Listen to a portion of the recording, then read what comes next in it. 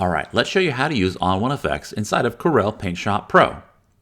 The first thing I'm going to do is copy my background layer. I like to apply my results to a copy. Next, I'll go to the Effects menu, then down to Plugins, select ON1 and ON1 Effects. Now we're inside of the ON1 Effects workspace. Your photo will be in the middle of the preview area. On the left-hand side, you'll see the presets and the tool well. And then on the right-hand side, you'll see the Effects tab and the Local tab. I'm going to start off with a preset for this example.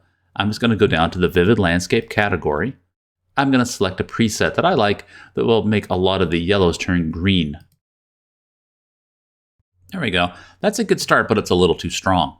You notice when I add any presets, they'll appear over here in my Effects stack inside of Effects. These are the 3 separate filters that this preset uses. I'm going to go to the Color Enhancer. That's the one that's making all the yellows turn green, and I'm just going to turn it down a little bit.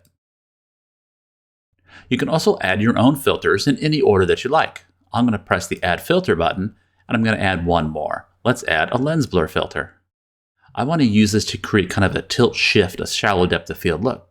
So I'll just use the Tilt Shift preset, and I'll just turn my amount down a little bit. There we go. Now you can see how it's kind of added a little blur to the top and bottom of my photo.